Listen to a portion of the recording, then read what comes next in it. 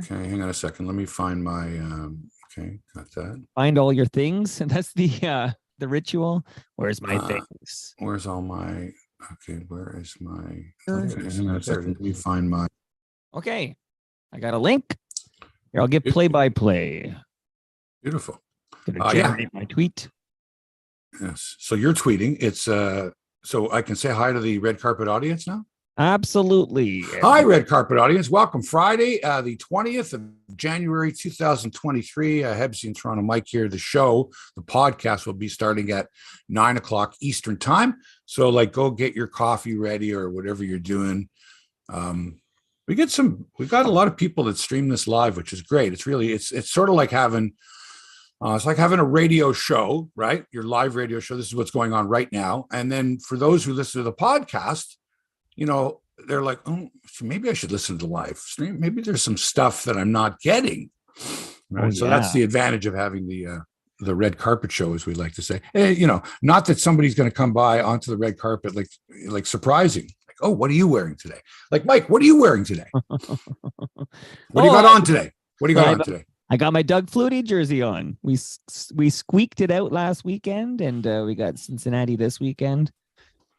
Well, all to be discussed on Hebsy on Sports. Got the Bills happening right across the chest here. As you know, you have to understand something. I've been a Buffalo Bills fan for as long as I've been a Toronto Maple Leafs fan. Right. Exact same amount of time. Equal amount of heartache, I would say. Equal. Yeah. Amount of heartache. There has not, listen, we went through some really tough years and we got O.J. Simpson. This was before he murdered. We didn't know he was the greatest college football player. He was unbelievable. He ran for 2,000 yards, which was unheard of.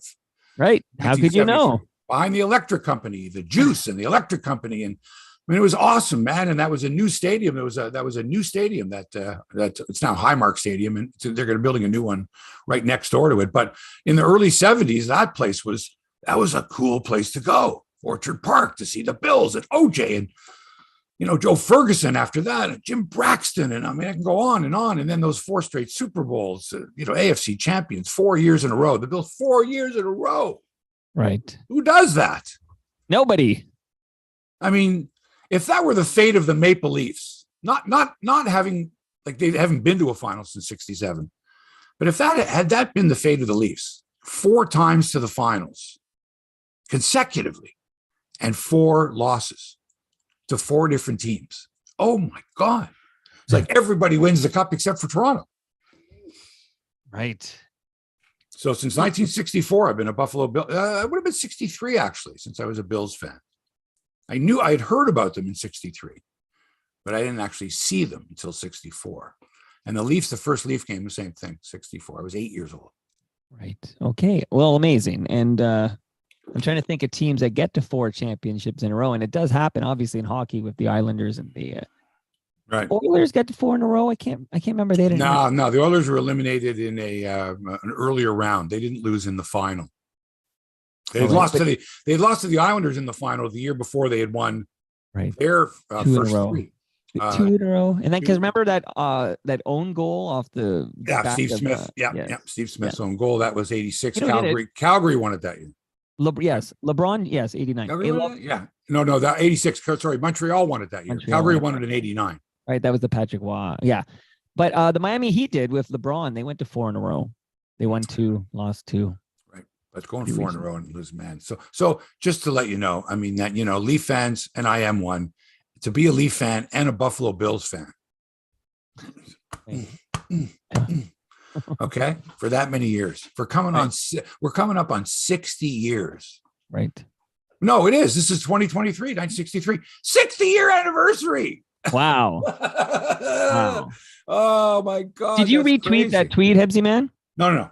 I haven't. All right, you got work to do. I'm gonna. Well, while you're doing that, are you gonna entertain the troops? I'm gonna let everybody know my firstborn turns 21 years old today. So happy birthday, James. And thanks, James, for giving up the couch in the basement so many years ago. It's now my youngest, okay, who's 27. That's his piece. That's his beautiful little love seat there. The cat lies on it. It's a great spot. It's got great history. Amazing. Great history. All right, so let me retweet this. Get that tweet out there. Welcome, Red Carpeters. I'm going to create a new file here, get a nice clean recording for the podcast. So the podcast begins, the Red Carpeters might not know if they watch it live, they might not subscribe to the podcast, but you start the podcast with the music. So everything before Los Lobos is bonus material, only exclusive to YouTube. Right. Your tweet has been tweeted, retweeted, and tweeted. So I think we're about ready to go for the David Crosby, right? So I'm just getting over Jeff Beck. Right. You know what I mean? And these things last a determined amount of time. The mourning lasts until the next day or until the next idol of yours, star, dies, right? So in the same week, or in the same couple of days, or on the same day, two famous people could pass away. And I could have strong feelings for one of them, and the other one, was an actress or a performer or whatever that I, didn't have any feelings for, whatever. But then after reading the obits or seeing the comments on social media, I kind of go back. Maybe want to learn a little bit more about this person, right? That died on the same day that my idol died, for example. A lot of people had talked to me about Jeff Beck. Jeff Beck, who the heck is Jeff Beck? Some jazz guitarist. I'm like, no. And then I can't give you a 144 character response to this on Twitter or something like that. But I mean, this guy was revolutionary. This guy was a pioneer. But also, every guitarist look. You ask guitarists about Jeff Beck, and they'll all say the same thing. The guy could do stuff that nobody else could do. Well, did you want to save this? I feel like this is good enough for the podcast. No, this is bullshit. This isn't good enough for the podcast. He's dead. And then David Crosby died a couple days later. And he was awesome as well. And now he's dead. And tomorrow, someone else is going to die that we loved. And next week, two more people that we loved are going to die. And someone in a sitcom that we loved is going to, and it's going to keep happening more and more often, Mike. This is what I'm telling you. More and more often, and more people are going to have pictures of themselves or stories about their encounters with these people that have just passed away. And I think this is great because prior to this, if you wanted to find out about someone, you'd have to read the obituary. You'd have to find the obituary, the newspaper that had the obituary. Right. There wasn't a website to go to read about them. None of this. So I think this is wonderful. And do we spend enough time? No, because someone else is dying the next day. That's the problem. That's where we're at right now. Let's start the show. And on that note, here we go, Hebsy. I'm going to change my, hold on. I have to press a button so you can hear the music. Stand by. There we go. Okay. Going live in 5, 4, 3.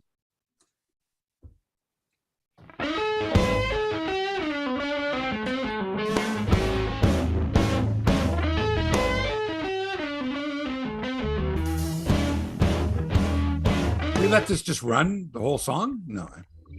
I wait till I hear your voice and then I start bringing it down. Bringing it down. Hey, sports fans, welcome to the podcast. It's Friday morning. It's Hebsy on Sports, episode 317. Wherever you're listening, whenever you're listening, welcome. I'm Mark Hebsher. Toronto Mike I was going to say alongside, but that was last week, Mike. I was alongside you, which suggests that we're in the same room together. And it felt so good. It did. It felt really good. But, as you know, when it comes to broadcasting nowadays, it really doesn't matter where you are in relation to your audience or your co-hosts or your guests, because people are listening to this through the magic of television. Okay, you can make it seem like you're in the same room, but when you're in boxes, as they like to call it in television, it doesn't matter. I mean, normally you'll put the location of the person there, but it really doesn't matter. It makes no difference. He's in a hotel room. Where? It doesn't matter, right? He's talking about football. So we're just used to this stuff like that. So I'm not next to you, but I was last week, and it was great, like the old days, like they used to do it. Like there was no such thing as Zoom, or, you'd have to set up a remote line in someone's home. ISDN line? What does that mean? I don't know, but I always heard it on the radio, like, I'm connected to an ISDN line. Wait a second, I got to get that. It's a bell line, right? It's a telephone line, and then you have microphone quality. You have a microphone in your home. It's plugged into that line, and you now have microphone quality going over the phone line into the radio station, and makes it sound like, hey, that's pretty good. It's a good microphone. You got a good acoustics. You got your own little studio. Anyway, where was I? Well, hey, before you get back to your intro, where was I? What? we should just say that, yeah, we recorded live last week, and that was a killer episode of Hebsy on Sports. And then you stuck around to co-host an episode with Richard Griffin, formerly of the Toronto Blue Jays, Toronto Star, Montreal Expos. So that was a double header we did last Friday. Yeah, it was good. I have not listened to that show. I don't listen to this. I don't listen back. There. I don't listen back because still, from the first time I heard my voice, I was like, oh. Oh, wow. I didn't like the sound of the voice. And when other people said, oh, no, your voice is fine, or growing up, it was like, I just had this thing about my voice. So I never thought I had the voice, because in those days, especially, the announcers' voices were like this. Hello, and I always wanted to be, and I just didn't have the register. I don't have that to be able to, to do that. So that's why I didn't think I would be an announcer. And then you'd hear other announcers. It sounded a bit different. I remember the first time I heard Chris Cuthbert, and I went, whoa. That's a really high register, but he's really good. But I wonder if the old style announcers would go, oh, sorry, son. You don't have a voice. Foster Hewitt was high pitched. Well, that was different, though. There were no other broadcasters. There was no such thing as a broadcaster. What's a broadcaster? He started when radio started. There was no, well, if you're going to be talking to people and communicating with them, you have to have a certain voice. There was no such thing, right? You stand between the penalty boxes or whatever it was, and broadcast the game to 800 people in 1921. So there was no such thing. Right. Remember, he's calling a play. He was a reporter. I'm reporting on what's going on. Later, the person delivering the message would have to deliver it in such a clear, concise tone that the listener could understand what they're saying. Right. Anyway, on this edition of Hebsy on Sports 317, we're going to talk about the Toronto Maple Leafs win over Winnipeg, which was very impressive. And the Leafs have been very impressive, but playoffs, that's what it's all about. Raptors lost to Minnesota. They should have won that game. There's a lot of games they should have won. And, the tipping point is going to come pretty soon. Trade deadlines in a few weeks, pretty soon. We got the Australian Open, lots of Canadian content. We got the PGA, LPGA, and Live golf tours. A decision by one NHL player to sit out a warm-up because he would have had to wear a jersey that featured rainbow colors. And I guess that supports LGBTQ plus persons. All that fuss, boy, that was pretty over the top. We'll talk about that. The NFL playoffs, the Buffalo Bills with another chance to move on to play their arch rival Kansas City. And they got to beat Cincinnati this week. We'll get into all that. First, though, here's Toronto Mike wearing his Doug Flouty jersey. I bought this before I knew he was a Trumper, Hebsy. I just want to point that out. But hello. Oh, but you're still wearing it because of the Buffalo part. Right. Has anyone else worn number 7 since Doug Flouty, so you can claim that you're wearing their number? I don't know. You tell me, man. You're the big Bills guy. I don't know, but I did have fond memories of Flouty, not only in the CFL, and I loved him as an Argo, but those years in Buffalo, until that was it Rob Johnston who played that Music City Miracle game. I think it was like 2000. But that they benched Flouty, who all he did was win all season long, and then we all know what happened in the Music City Miracle game. One of the many heartbreaks for Buffalo Bills fans. Don't bring that up, Mike. My Mikey, you don't bring that up. Yeah, because next I'm going to talk in the midst of a playoff run. You just don't bring that stuff. Oh, did I jinx them? Okay. Well, no, there's no such thing as a jinx. But those aren't the things you talk about. Those are negative waves, and nobody wants to hear that stuff. So get your head out of your ass. If you're talking about the Buffalo Bills, if they beat Cincinnati this week, and that's a big if, the way they played last week. So you're not jinxing them, but you got to talk about positive things. Are there a lot of great Josh Allen is, about Stephon Diggs, about the defense, and they're going to be better this week because Cincinnati's got 3 missing offensive linemen. Those are the things you talk about when you're talking to a 60-year Buffalo Bills fan. You got it, man. Now, before we get to tennis, because I can't wait to find out if you watched Breakpoint, because I heard it wasn't for tennis fans, so I want to hear your take on that. I just got to say, because I said it on the Red Carpet Show, but now we're in the podcast, Hebsy on Sports. Happy 21st birthday to my boy, James. Love you, James. Happy 21st anniversary, James, for being on this planet. That's right. 21. What was I doing when I was 21? Oh, when I was 21, I was announcing on the radio that Elvis Presley had died. Whoa. Yeah, that summer I was 21. And now his daughter's dead. This just in. Elvis Presley is dead. The king is dead. Elvis has left the planet, something like that. I forget.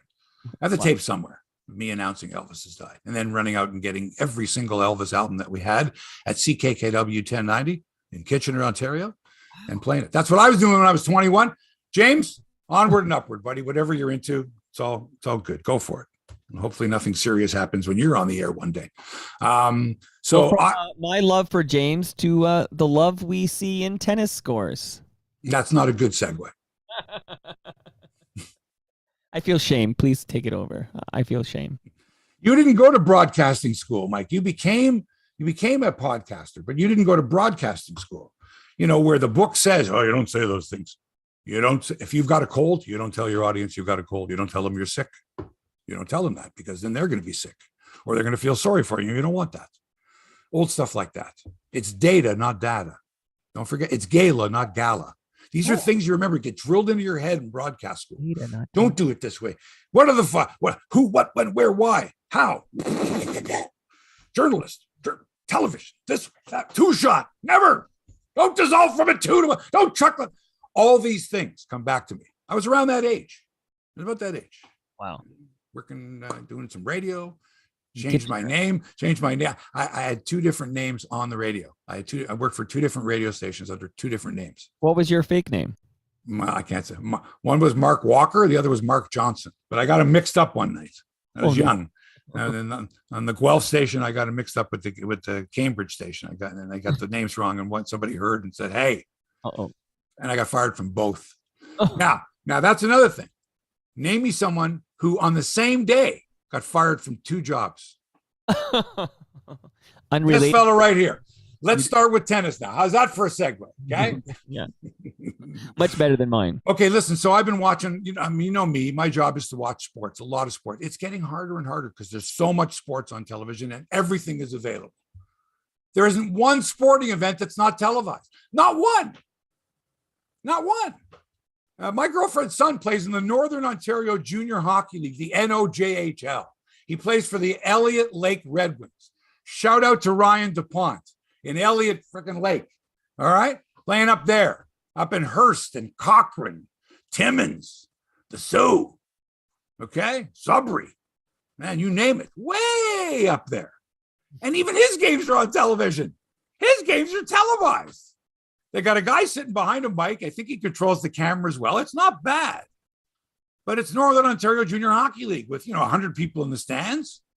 And you can watch the game. You can watch anything. So I've been watching Northern Ontario Junior Hockey, tennis from Australia, the Raptors, the Leafs, the NFL. I mean, soccer. Don't even talk to me. I won't even mention Tottenham Hotspur. It's disgusting. There's so much going on. But the tennis takes up the most time. Right? And the oddest hours when it's the Australian Open. And since we've got Canadian content to talk about on the world stage in a major, this is what we start with. Okay? No offense to any Leaf fans or Raptor fans. Hey, wait a second. It's the middle of the season. This is big stuff. This is the Australian Open. All right. And we got Felix Auger-Aliassime. Now, two things with Felix. Now, I've been talking about him since I started the show, since he was like 14 years old. He's 21 now. But he's one of the stars of the Netflix series Breakpoint, which I highly recommend. Excellent. Okay. But not if you're a tennis fan. Okay. Only for people that it's great. Really good. So anyway, not only is he, when this was recorded and edited, nobody mentioned the fact that he was Canada's Athlete of the Year for 2022. All right. So, and he broke through last year with 4 wins. And some of the footage of him is great. And he's such a great guy. And it's just great. He had his family with him in this. And oh my God, it's just really cool. So he's moved on to the round of 16. He won earlier this morning. I didn't watch. I was in the middle of the night. So, and I mean, if it was the final, I'd get up earlier. But, it's only the third round. He's moved on. Impressive win today over Argentina's Francisco Cerundolo, the 28th seed. Felix is seeded 6th in this event. He won by scores of 6-1, 3-6, 6-1, and 6-4. Now moves on to play Yuri Lehechka, the Czech, who is ranked 80th in the world. The men's draw wide open, Mike, this year. So we got Felix. He's into the round of 16. If he wins that match, he goes to the quarters. So here's what you got. You've got the number 1 seed, Rafa Nadal, out. Shockingly out, the defending champion. Actually, world number one, Carlos Alcaraz, is injured, so he's not even in this tournament. Then you got the number 2 seed, Casper Ruud, also one of the stars of the Netflix series Breakpoint, out. Number 7, Daniil Medvedev, lost just like a little while ago, out in straight sets, out. Wow. Number 8, Taylor Fritz, also one of the stars of Breakpoint, and his girlfriend, out. Number 12, Sasha Zverev, out. Number 13, Matteo Berrettini, also featured on the Netflix series, out. On the women's side, Ons Jabeur, also a star of the Netflix series, out. Right? Like, it's like, oh, you were on this series? It just came out? Okay, guess what? Okay, anyone who wanted to watch you in the Australian Open, you're out. Unfortunately, Djokovic and Stefanos Tsitsipas still alive, but not Denis Shapovalov, the number 20 seed. He fell to number 10, Hubert Hurkacz, in 5 sets. He dropped the first 2 sets, 6-7, 4-6, roared back to win the next 2, 6-1, 6-4, and eventually fell 3-6 in the 5th set. Again, I've just sort of seen highlights from it, but man, 5 setters. I mean, there's no other sport. Okay. It's not, this would be like in golf, to win a tournament. It's not 72 holes, it's 90 holes, right? For the majors, you'd play 90 holes for the majors. That's what this is like. This would be like, oh, you're in the Stanley Cup finals. It's a best of 9, right? Right. In the final. This would be like in the World Cup final, instead of shootouts, no. You play till somebody wins. Right? This is a whole other level. 5 set. How many times do you see a guy wins the first 2 sets? You go, no, come on. And the other guy comes back and wins.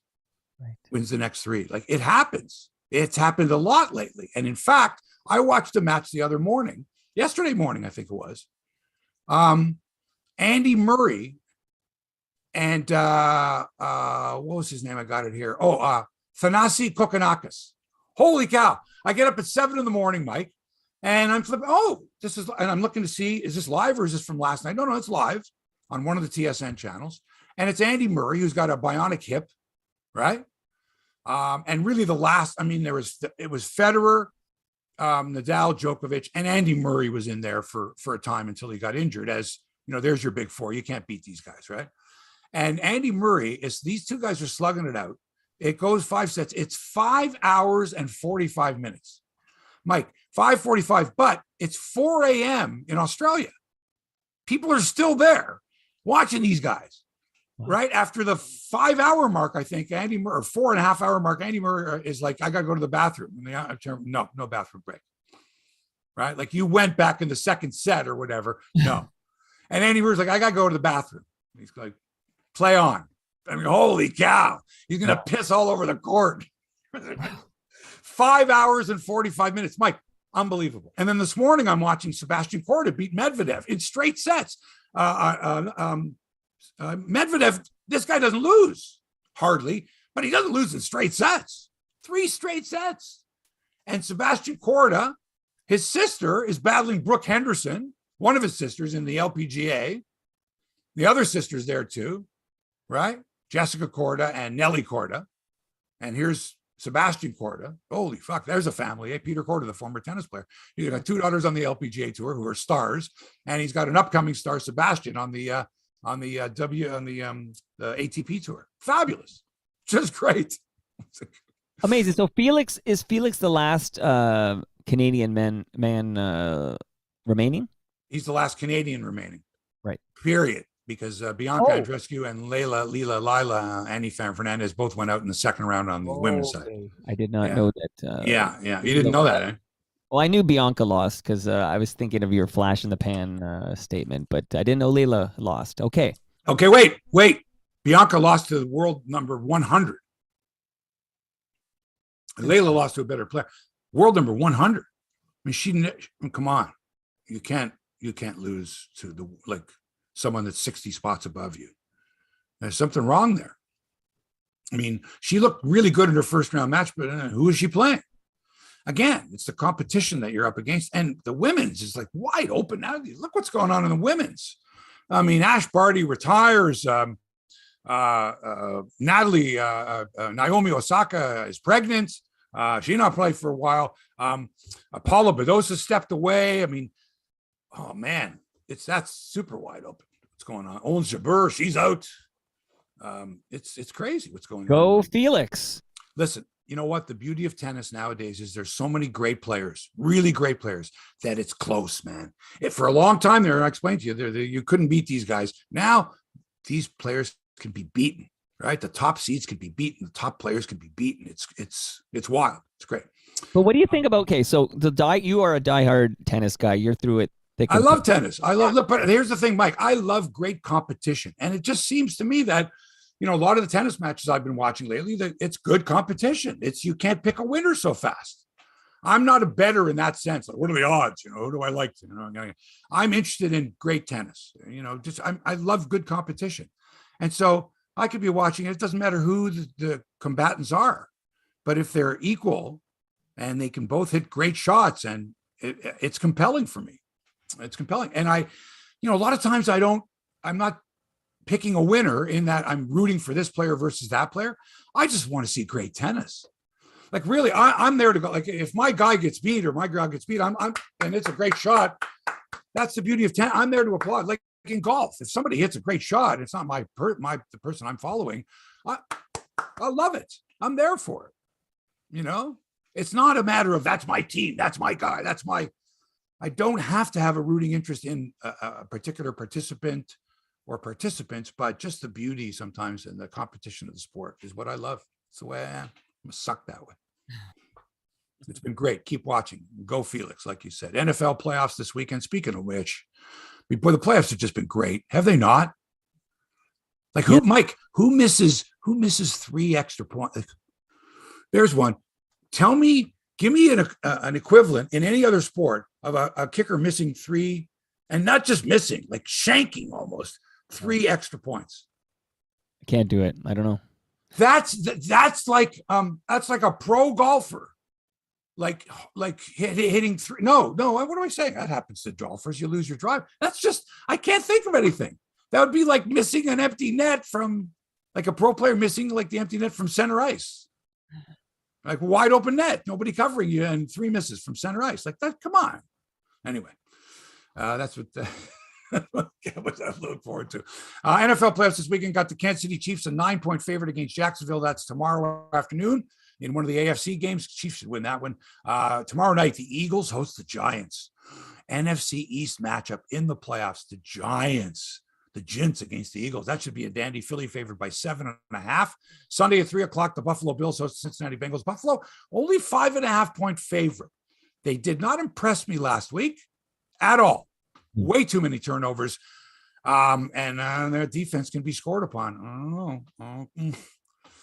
But the Bengals are missing 3 starting offensive linemen, and that'll make it a little easier for Buffalo's pass rush, and the Bills should win that game.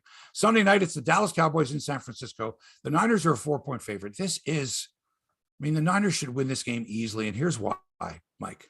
Dallas had to play Monday night against Tampa Bay. Monday night, right? Night. Their game wasn't over till let's say midnight. Monday night. San Francisco played Saturday afternoon. Right. So they were done by Saturday dinner time. So Saturday dinner time, you're resting. Okay. Sunday dinner time comes. Monday dinner time comes. You got 2 full days of rest before they've even gone on the field. You got 2.5 days extra rest, San Francisco. And you're at home. Take San Francisco. Take them. They're 4-point favorites over Dallas. Take them. Take the Bills, -5.5. Take the Giants, +7.5 against Philadelphia, and take Kansas City -9. That's my final 4 this weekend. Good luck, NFL fans. It's going to be great. What's your thoughts on Tom Brady? There's all this talk. He's lingered. He's going to ruin his legacy. Like, what's your take? Like, couldn't give a shit. Go look at any athlete or any star that's on the verge of retirement.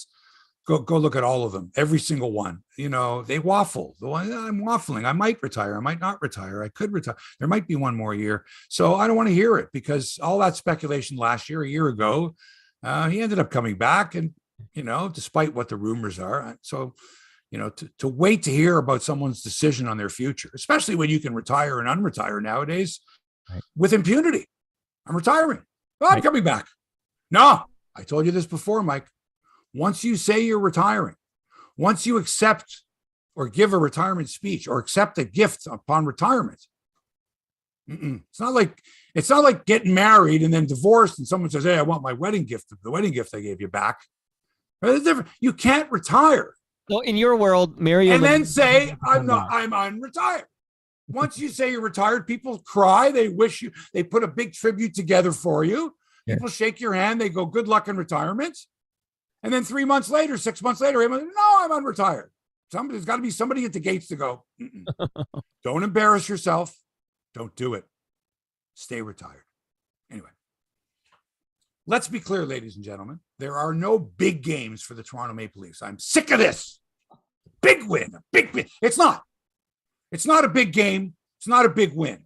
There's no big games. Not now, not this week, not this month, not next month, not the month after that, not the month after that. There won't be any TSN turning points, despite what they tell you.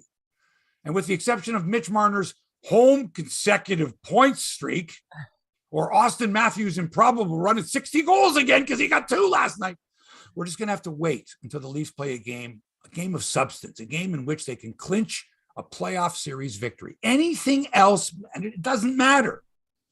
They've already clinched, haven't they? Leafs, I think, have clinched the playoff spot, haven't they? They're going to play Tampa in the first round, right? Like last year, right? Right. With home ice advantage like last year, right? Right. They're going to have a 3-2 series lead against Tampa. They will have a 3-2 series lead against Tampa this year in the playoffs. They will. And then we don't know. And then it's got to be, they've got to win game 6 like they didn't last year, or they've got to win game 7 like they didn't last year, or it's going to be the same shit again. Same thing to the exact. We're going to reach the same part of the mountain. Last year, we climbed to this part of the mountain and then we fell off. This year, we're going to get to the exact same spot of the mountain and then we're going to fall off again. Or so we hope. Or we're going to get over that freaking hump. Ooh. Because we know we're going to play Tampa, and Tampa's a fucking good team. Tampa's a better team than the Leafs in a 7-game series when they play each other. Oh, Hebsy, we've had this talk for several years now, it feels, on Hebsy on Sports, which is that, talk to me in the playoffs. These regular season Leafs teams, none of them are great. They're great. They were great last night. Sure. Mike, they won 4-1 against Winnipeg. People are going, oh, it's a Stanley Cup preview. Okay, sure, whatever, because you got stuff to fill. Right. You got stuff to fill. Right. And here's another thing I'm really getting tired of. I see a lot of top 10 everything's. Here's my top 10 guitarists, my top 10 this, top 10 this, and then people arguing over someone's top 10. How could so-and-so not be in the top 10? How could this? Oh my God. This is what passes now for radio, television, social media. This is what people are coming up with. I want your opinion on this. And some people are sitting there with no time and going, well, let me see my top 10. Well, how come so-and-so? Well, it's so-and-so in there. It's all about, this is what this is all about now. Hall of Fame voting. It's all top 10 stuff. I blame David Letterman for all this stuff. Where did this come from? But you know what I mean? Yeah, of course. It creates engagement. It's a lazy way to generate engagement. Yeah. Like someone said, oh, that went over I don't even know. Someone on the radio had said that was one of the top 10 wins I've ever seen the Maple Leafs play. And I'm thinking, really? You can, in your mind, you can go back and take selected games, right? Yeah. And rank them. There was my second. This one's in the top 10. Are you fucking kidding me? Like if you said, I went back and watched all these games. Right. And then rewatched the Leaf game because of a documentary I'm doing on the moments, every moment I've spent as a Leaf fan. Oh, okay. But come on. This was one of your top 10 Leaf games ever. How many games have you seen? Give me some context. No, don't give me any context. I'm unfollowing you and I'm not listening to you on the radio.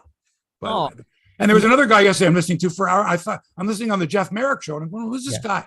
And I hear he's talking to someone and they're going, oh, Maddie, this. And I'm going, Maddie, who? It's not Matt Causa. I'm listening. That's not TSN radio. I'm listening to the fan. I'm going, who is this guy? I'm listening for like 25 minutes before he finally identifies himself. Matt Marchese. He was pretty good. But I'm like, who the fuck are you? Who am I listening to? Right. Anyway, So they won. They beat Winnipeg. Beautiful. Winnipeg's a good team. Winnipeg's so good. They're great. They beat Winnipeg. That's great. And Austin Matthews scored twice. I think he now has more goals than Zach Hyman. Because, of course, you've got people going, well, look at this. Zach Hyman's got more goals than Austin Matthews. Like, stuff like this. Like, fuck, come on, man. And Marner has now scored, and I didn't know this, Mike. Mitch Marner, my God, has scored a point, at least a point, in 20 consecutive home games. Who knew that such a stat even existed? Not me. But again, easiest thing in the world. Yep, let's just go to the game summaries. I've got time in my hands. Hebsy, you got to get people to watch a regular season Leaf game on a Thursday night, which means oh my God. And you know, and you know, I flip through something. People go, do you ever watch the intermissions? And I'm like, you know, the intermission used to be something to watch. Now they're just anyway, last night's win, great, terrific, congratulations. Doesn't mean squat for Leaf fans because we remember what happened last year against Tampa in the playoffs, and I can't get interested in individual performances during a regular season that has no drama. There's no drama. We're going to play Tampa in the first round. We're probably going to host them. If we don't host them, we're in even more trouble. I don't know. So I want to get to the end of the story of the Leafs season. I want to get to the end of the story already, but I don't want to have to read another 200 pages to get there, if you know what I mean. Hebsy, quick, because I just got reminded of this by looking at your live stream on your YouTube channel. But why can't, back in the day, one played 8, 2 played 7, you know, like, don't we, Leafs get screwed over more than anybody. Yes, but it sucks for us. Like, it's always Boston or Tampa, you know what I mean? And then the one time it's like, oh, we can feast on the Montreal Canadiens. We lose. So, I mean, I just think we get rolled. We should be playing the 8 seed. Oh, not 8 seed because Boston, but you know what I mean. We should be playing a lower seed. Well, what do you mean? What exactly are you saying? Like, okay, so you don't like the current playoff system because the Leafs are stuck in a division with Tampa and Boston. And you don't like the baseball because the Leafs are in the same division as the Red Sox and the Yankees all the time. And like, listen, this is the way it is. Okay. This is the way it is. Every team's got a beef. Oh, I'm in the toughest division. Blah, blah, blah, blah. It doesn't matter. You know, this is why they have divisional play. This was the whole idea with divisions. You get out of your division, you represent your division. Well, it's bullshit. I agree. If you got the best record and there's 16 teams in the playoffs, you should play the team with the 16th best record. Oh, you want to But Mike and I've explained this to you before. The National Hockey League is not a league that is a forward-thinking league. And I explained this to you before. For many, many years, when the playoffs began, the number 1 seed, the team with the best record, would play the team with the 3rd best record. And the team with the 2nd best record would play the team with the 4th best record. Whoever came up with that idea, that went on for years. And I remember going, this is fucked, right? You finish first and you play the 3rd place team. How does that work? Doesn't make any you sense. Want to play the 4th place team. Like, that makes no sense at all. So you're right. I mean, in essence, if you're going to have a playoff system, the team that has the most points in the regular season should be rewarded by either getting a bye or playing the team that had the worst record that got in. It's real simple. You barely got in. Guess what you get in the first round? You get the number 1 team. Good luck. Right? Like it is in the NCAA tournament. You know, you seed the difference there is, though, you're seeding the teams based on their regular season performances in their conferences. Yeah. And out of conference, right? It's totally different. Sure. It's not based on the number of points you earned. So it's fucked. So this is the NHL system's fucked. It has been for years. It has been. They changed it a million times. 1 versus 16, within the division, outside the division. We want to save travel. 2-3-2, 2-2-2, 1-1-1-1. Come on. It's the NHL. You know, now that I think about it, look, this team, you know, the Austin Matthews Leafs, like it's not just Tampa Bay and Boston that are beating this team. Like we couldn't get past Columbus in that play-in. We can't get by the Montreal. Forget about it. It's ancient history, Mike. This is the way the NHL is. This is what every team has to deal with. They all have to deal with it. All the Leafs have to do is have a better team, so that they're better than Boston. And even then, so they get a bye. So they get a shittier team. It's still, you're playing 82 games to get in against Boston or Tampa eventually. If not in the first round, it's the second round. So live with it, deal with it the way the Jays deal with the Yankees and the Red Sox every year. Listen, I know. Okay, listen, one thing is that this wonderful regular season Leafs team, I, as a Maple Leaf fan since I was a little kid like yourself, I embraced completely for a first round exit. Like, I don't know why we have to live. I know. I'm Mike. completely ready to go out. Mike. You're getting me very aggravated with this. I know. I know. I fucking know. I'm tired of it. Well, you're gonna have to wait until April, because this doesn't mean shit. The Leafs could go on for a 30 fucking game unbeaten streak right now, and won't make a difference. Right. Okay. Tampa's preparing for them. Tampa's a better team. Tampa's a better coach team. Tampa has better goaltending. Tampa's got this Stamkos kid who, even though he's 40 years old or whatever the fuck he is, another 500 club guy, 500 goal guy. Okay. Leafs are 17-3-4 at home this year. Okay. These are other things. Oh, look at this. Great record. And Ilya Samsonov, 12-0-1 at home at the SBA. 12-0-1. Will this mean anything in the playoffs? No, not a thing, but it's good for now, right? Now, I had not heard an interview or had recognized any interview with Ilya Samsonov, right? And I'm listening to him, and I don't know who's interviewing him. It's, I don't know. And I'm listening to him speak, and he's like, what do you mean? And I'm thinking, oh my God, it's Stan Schmengi of the Schmengi brothers of SCTV, right? You know that song, Cabbage Rolls and Coffee? Of course, yes. You know, from their documentary, The Last Polka. Fabulous. So I'm listening to Samsonov speak, and I'm like, oh my God, it's Stan Schmengi. We're from Latonia, right? What you mean? What you're talking about? He's a good player. Anyway, I'm not making fun of well, I am. You are actually just a little bit of, not of him, but it's just, you know, it was cute listening to him speak English, and he sounds like, you know, I don't know, maybe a cross between Borat and, you know, Stan Schmengi in there, but it's cute. I'm not making fun of him. I'm just having some fun with the way he sounds. The same way he would if I was trying to speak Russian. Oh, that sounds like, you know, Alexander Solzhenitsyn. Anyway, what you mean? That was a good game. At least you're in Montreal tomorrow. Oh, the Habs. How'd you like to be a Habs fan?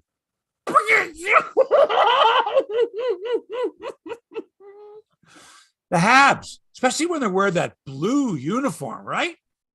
It's nauseating. It looks like a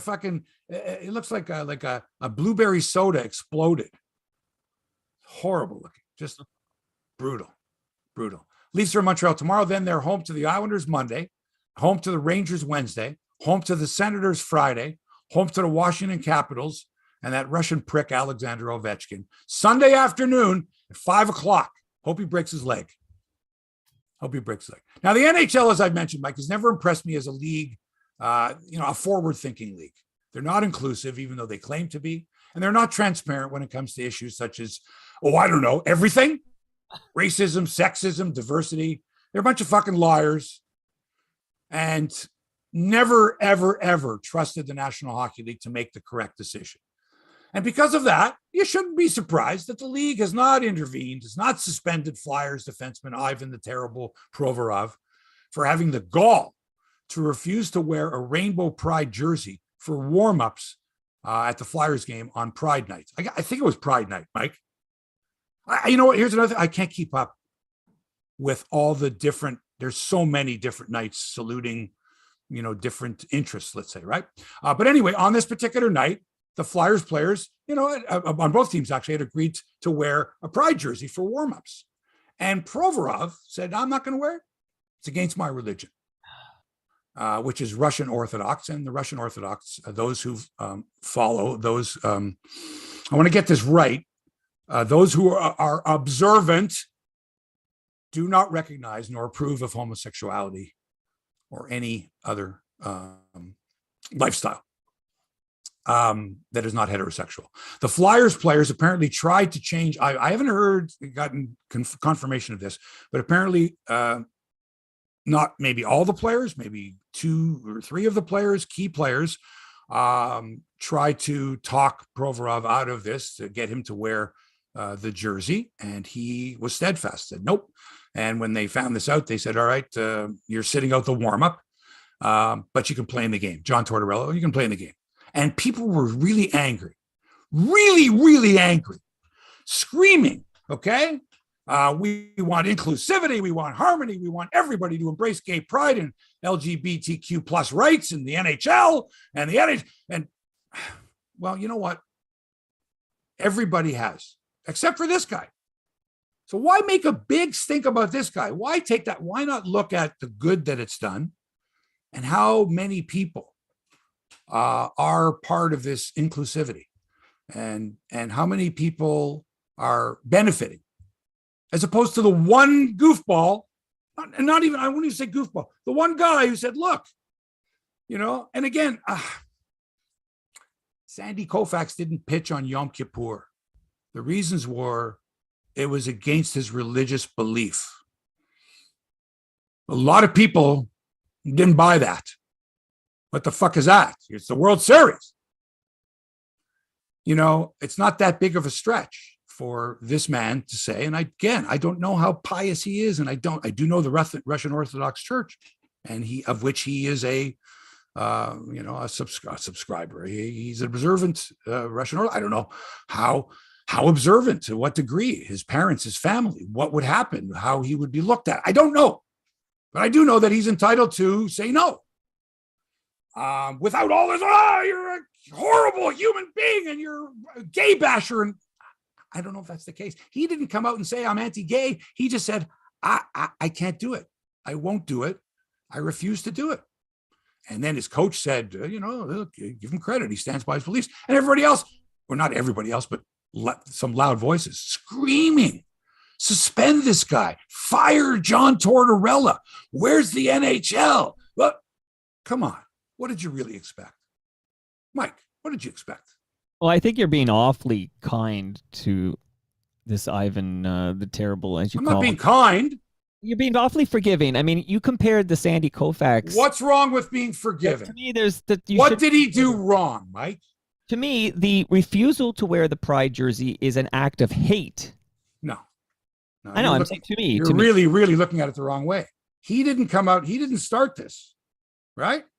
Now, did he void his contract because he didn't perform in the manner in which the rest of the team, et cetera, expected him to? If the guy has strong religious beliefs, let it go. Can you let it go? Here. Can you look at all the good that's been done for all the other people and take the one guy that caused the stir? Had you not known, had he never been asked to wear the Pride jersey, you would have never known this. But irrelevant, right? Because the fact is, he was asked to wear the Pride jersey. He's the only one who refused, and he refused to because essentially, for homophobic reasons, you can't hide behind your religion. Okay, so he's a homophobe, so you should suspend him for being a homophobe. Like, really, Mike? I mean, I get it. Knee-jerk reaction. What? And I was the same way. And I thought about it. I was like, I mean, I don't agree with the guy, but doesn't make him the worst person in the world. Well, you're bringing up the S word, suspended. Like, I'm just telling you as a hockey fan, and you thought there should have been consequences, correct? No, I'm telling you, I'm not even saying there should be consequences. I'm saying that this is extremely disappointing, and I think to let Ivan off the hook because of religion and comparing him to Sandy Koufax is highly offensive. Well, I'm just telling you that the way certain people think, there's a lot of people that believe that what he did, he is entitled to do. And there's a lot of people, and there's other people that believe that he's not entitled to do what he did. And that's what our society's about. You can agree or disagree with someone. You can agree or disagree that the Flyers were wrong and should take this guy and string him up, make an example of him. Don't allow anyone else to be able to do this. But if you did that, you'd be opening up, a real can of worms, because not everybody supports everything, Mike. Not everybody supports everything. But you make it sound like homosexuality is a choice that somebody one day decides, I'm going to be gay. No, Mike, you're wrong. All I'm saying is that this guy claims, because he's Russian Orthodox, that his religion is more important to him, is what he's saying. Again, you want to get into a fight with the guy and say, why the fuck didn't you wear that thing with your teammates, right? You're fighting a losing battle. So why not look at the good that it's done? And probably more and more, maybe more people are now supporting inclusivity and diversity in sports because of what this guy did. So look at it that way. More people are now aware that there's guys like this, right? That chose not to. There are people in this world that disagree. and don't want to. The Colin Kaepernicks of the world, the whatever, however you want to do it. And no, I'm not comparing, saying that's the same as that.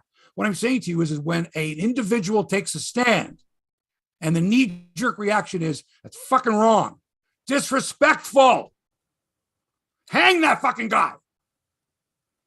What it does is it just opens up more conversation. So go ahead and boo Provorov next time you see him. Spit at him. Refuse to wear his jersey. Don't go to a Flyers game again. Don't watch the NHL anymore. Do whatever you want to do that's going to make you feel better about this guy not wearing a rainbow jersey. Okay? Let's get on with some sports, all right? I've said all I'm going to say about this. The Toronto Raptors were in Minnesota last night, led the T-Wolves by as many as 18 points in the second half. And I'm sorry to report that the lead dissipated. And the game was tied at 126 when the ref called one of those ticky-tack fucking fouls where the shooter leans into the defender intentionally. You know the one, Mike. Leans in and then pretends to take a shot. And they call the foul on Van Vliet with 9.9 seconds. And I'm like, oh, fuck, this is what, this I invest myself in this game. It's 126 to 126, 9.9 seconds. And then the ref calls one of these fouls. One of the ones that it's like, really, at this point of the game, especially, you're going to call that fucking foul? I hate that. And so the two free throws are converted. Now it's 128, 126, and the Raptors take it down court. And then OG's got an open three that would have won the game, but he misses it. And the Raps end up losing 128, 126. And so they're 1-2 on this little road trip. Now they're home this weekend. Listen to these schedules in sports are nuts, but it is basketball schedule for the Raps. So they come off a 3-game road trip. They're home for the weekend. They got the Celtics Saturday. They got the Knicks on Sunday. Then off to the West Coast. So next Wednesday, they're in Sacramento. Next Friday, they're in Oakland. Next Saturday, they're in Portland. A week from Monday, they're in Phoenix. A week from Wednesday, that's February the 1st already, they're in Utah. Then Friday the 3rd, they're in Houston. Then Sunday the 5th, they're in Memphis. Then they get 2 days off and they come home and host the Spurs Wednesday, February the 8th. That's 7 games in 12 days, Mike, with a team that's not doing well. And before the trip is over, I suspect that Fred Van Vliet and maybe Gary Trent Jr. will be gone. Wow. Unless this team, has a heck of a road trip, unless they can turn it around. What are you hoping for there? Like, what are you rooting for? Raptors win every time I watch them play. Okay.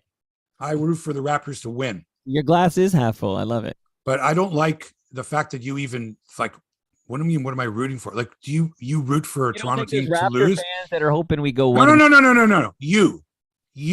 Well, me and what others. Are you rooting for them to lose? Draft pick. Oh, yeah.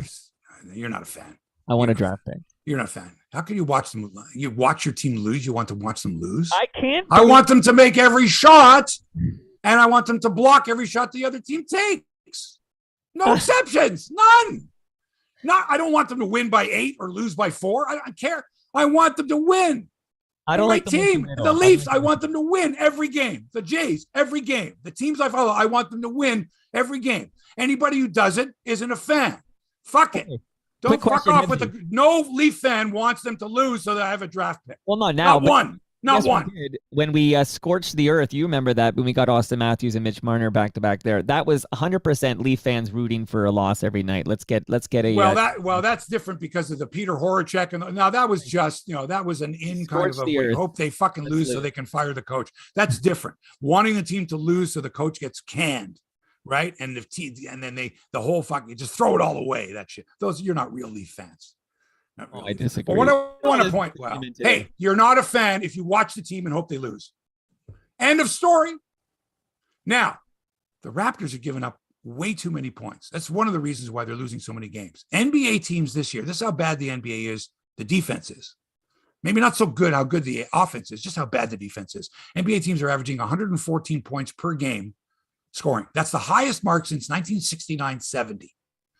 The Raptors have given up 120 plus points 11 times this year. Over 120. 43 qualified players are averaging at least 20 points a game in the NBA this year. 43. The all-time record is 31. A player has scored 40 plus points on 106 separate occasions this year, including 24 times this month. The record of 137 such games is going to be demolished. Let's like every night somebody's scoring 40 points or more.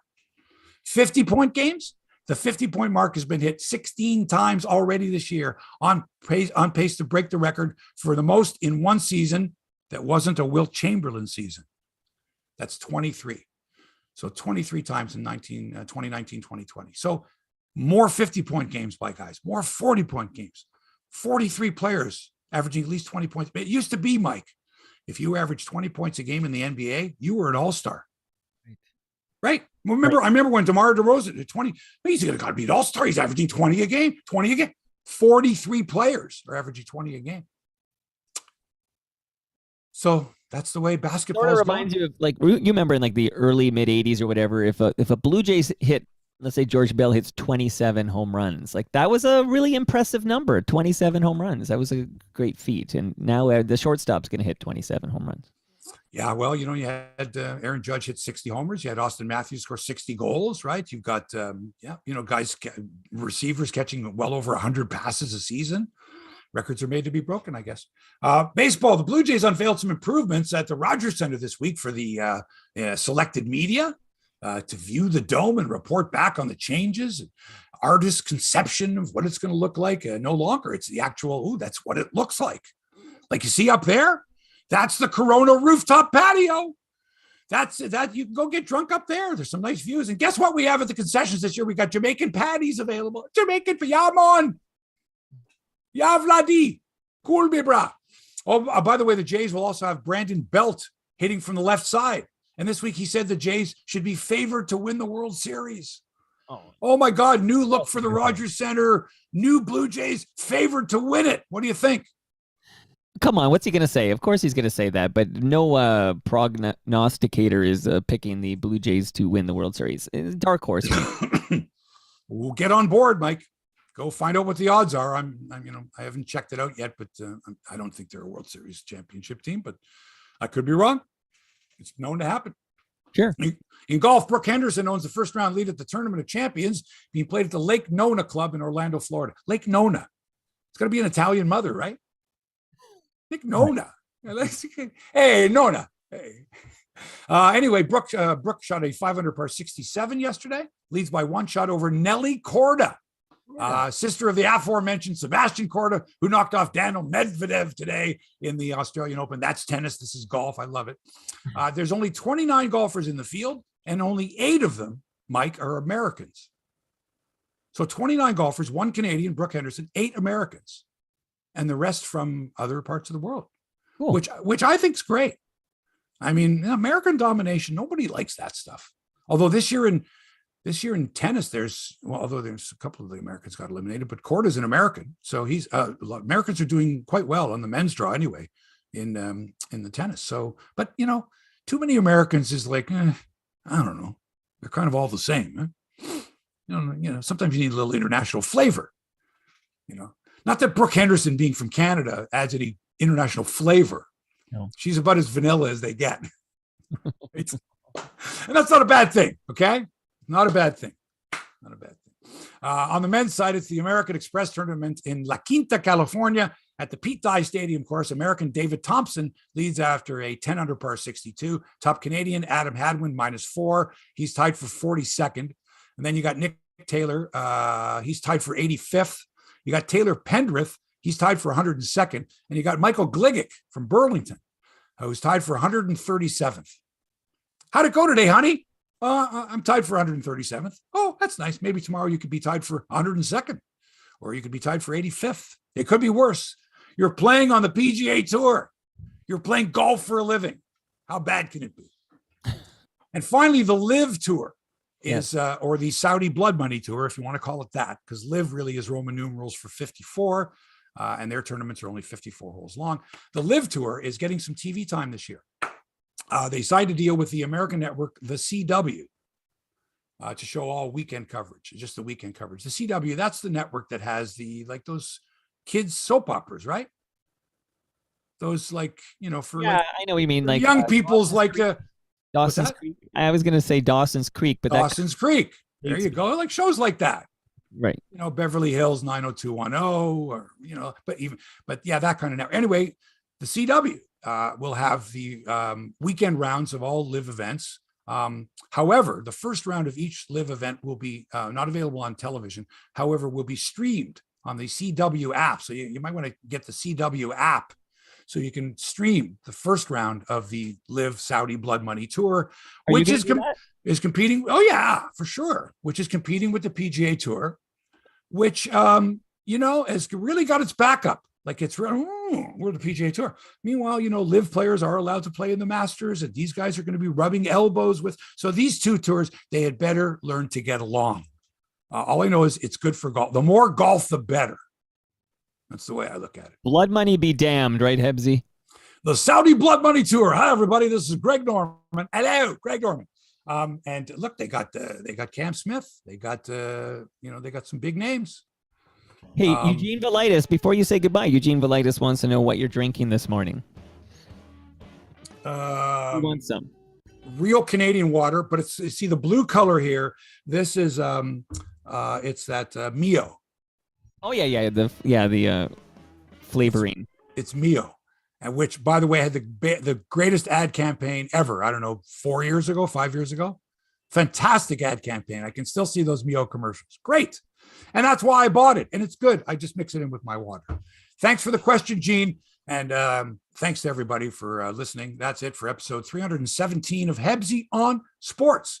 Thanks to Toronto Mike for production and inspiration. Hit him up at Toronto Mike and listen to his excellent and award-winning podcast, especially the one with Richard Griffin, the former Blue Jays and Expos PR guru and longtime baseball columnist with the Toronto Star, and the man who married the woman who I was dating. Yeah, also don't bury the lead. No. That's a tease. I know. But you're give you more reasons to listen to the. That was a fun fact. That's a good fact. I like those are the types of nuggets that I like.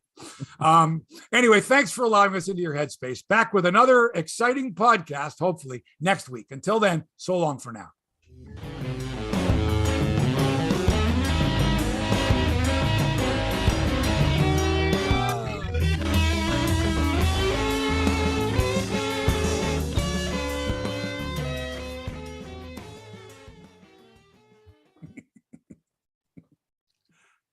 Okay. Another Friday is come and gone. Good show.